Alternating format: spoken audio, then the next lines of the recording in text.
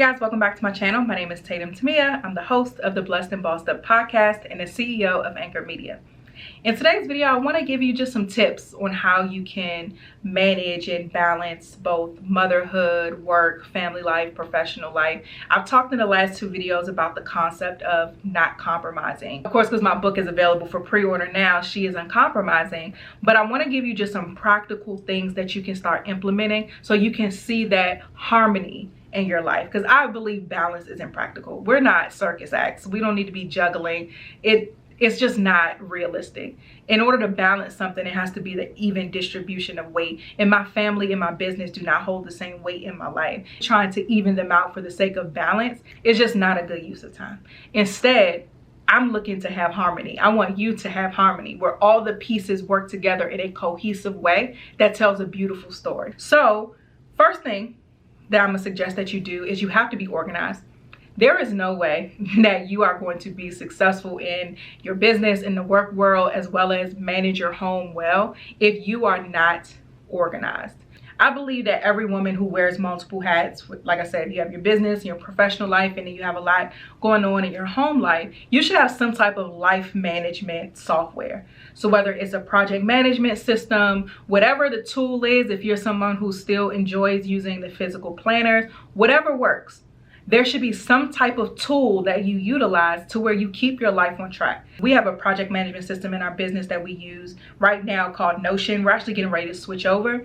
But what I've liked about Notion, though, up until this point, is I have all of my business tasks organized to where my team can kind of see what I'm working on. I can see what they're working on. I can assign them tasks, vice versa. But then I also have like a separate space for all my personal stuff to where I see everything in one setting. So I have a meeting at 12, but my son has a doctor's appointment at 3. So I'm not separating the two because it's all my life, right? But I have it all organized in a way to where I'm able to, execute and get things done in both my personal and professional life. Something that also works very well for me is planning the next week, the week before.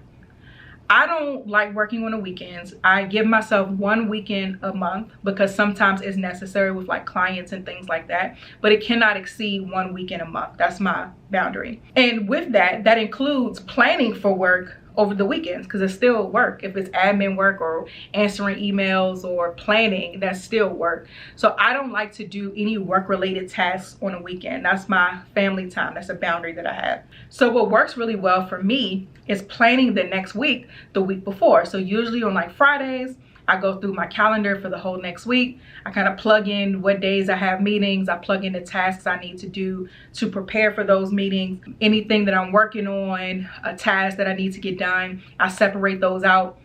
Monday, Tuesday, Wednesday, Thursday, Friday. Every day before the week starts, I know exactly what I'm doing. This helps saves me mental space because I don't have to think about what I have to do. I just have to hop right into it. I also leave room for things to come up because things will come up throughout the week. So I'll have days that are a little lighter that I pre-plan. So like usually Fridays and Wednesdays, I plan the least amount of things. So that way, if let's say something came up on Monday and I didn't get everything done, there's space for it on Wednesday. Or if something came up throughout the week, there's space to get that done on Friday. So just pre-planning my week as it relates to both my business and my home life works very, very well. It helps keep me organized. So for you, whatever system works best for you, figure it out. Sometimes it's trial and error. Some people use physical planners.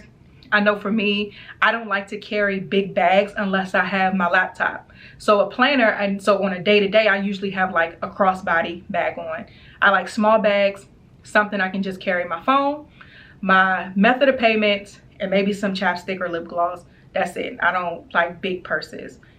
So knowing that, me having a planner is really not going to be beneficial. I'm also a digital girl. I need something and everything really to be accessible from my phone. Whatever software that I'm using, I need it to be on an app on my phone. I needed to connect to my Google Calendar so it's already there. Just having those systems that work for me, that keeps everything in order, is extremely important. So again, find what organizational style works for you. Do some research, watch some YouTube videos, and try out different things and then see which one works the best for you, and then do that. But you have to be organized. You have to be organized or it's not going to work. Something else I do to stay organized too is I like to check in with myself once a week.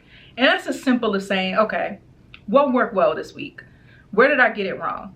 Where am I dropping the ball? What didn't feel good this week? What did I really enjoy? Just really taking a second to think through and check in with myself and, you know, my own processes and stuff like that is really helpful, because before everything goes up in flames, I can identify any areas of improvement. And that also keeps me accountable to being organized. My next tip for total life harmony is ask for help. We ain't got to do everything. You do not have to do it all to have it all, girl. Ask for help. Can we just say a prayer for all the parents who have kids who go to daycare or school during cold and flu season? My son has been sick 147 times in the last 2 weeks. Like, he only goes once a week to daycare. It's crazy. And when he has to stay home on that Friday, that's usually like, that, you know, that's my day where sometimes if things come up, I have tasks to do that day and things like that.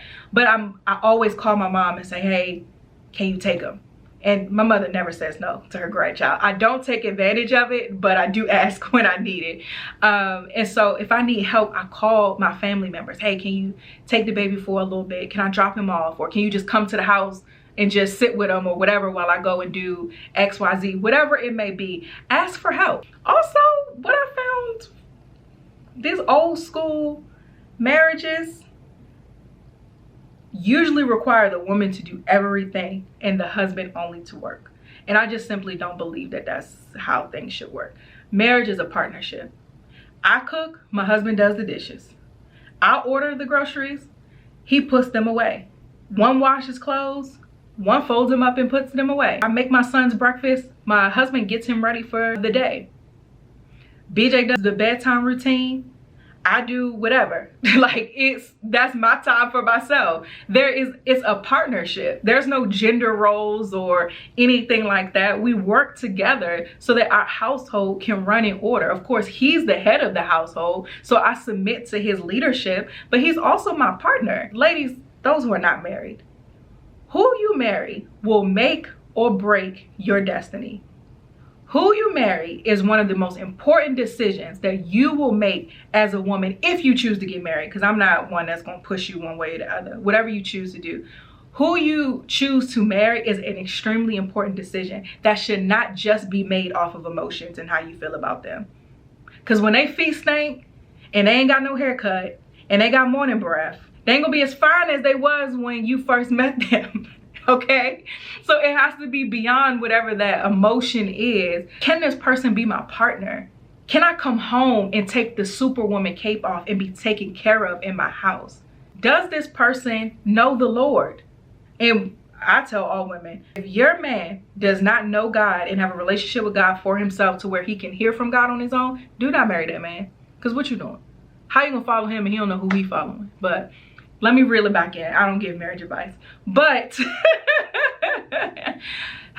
utilizing your spouse is very important, though, to just keeping that harmony so that you guys can work together and it's not all falling on you.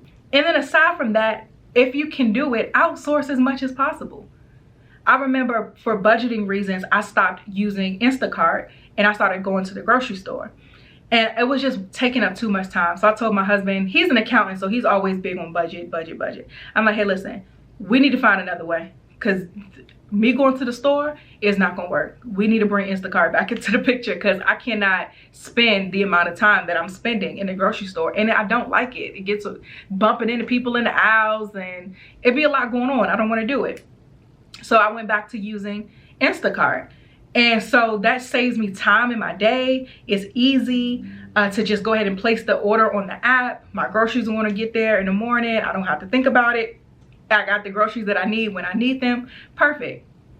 Laundry, I usually do. And again, these are things that are an extra expense, but they don't have to be expenses that are consistent if you can't do it consistently. So laundry, sometimes my laundry gets way backed up. And today we're recording content. I've not done laundry. So I went to Target and bought about 3-4 shirts and said, this is what we're going to do, because I don't have no clothes.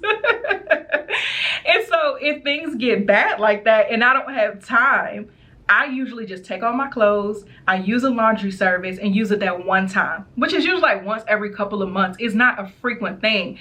And so it's not like an added expense that keeps adding up and adding up every month, but it is something I can just outsource real quick so that it is done. And then I'm not trying to work my way down this mound of laundry. So outsourcing things as much as possible. Of course, having a cleaner come, this is something that I would suggest doing consistently. Maybe they do a deep cleaning every month, and then, you know, throughout the month, you maintain. Maybe it's every 2 weeks they come in and do a deep cleaning. Maybe it's every week they come in and clean. And so whatever it may be, outsource. This is why we have to make sure our dealings are profitable so that we can have the financial cash and the extra cash flow to be able to outsource these different tasks so that we don't have to do everything. I don't work hard in my business for me to still have to come home and do all of this housework. I work hard in my business so I have extra money to pay somebody else to do the housework. And when I'm at home, I can love on my family and not have to worry about anything else. So same thing for you. Outsource when necessary, and whatever you do, like Proverbs 31 says, make sure your dealings are profitable so that you can make money, extra money in whatever you're doing to be able to outsource when needed. Let's stop this here because it's getting a little long. So we'll make this part 1. Thank you so much for watching. Make sure you like, subscribe, hit that notification bell so that you don't miss when I post another video, and I'll see you in the next one.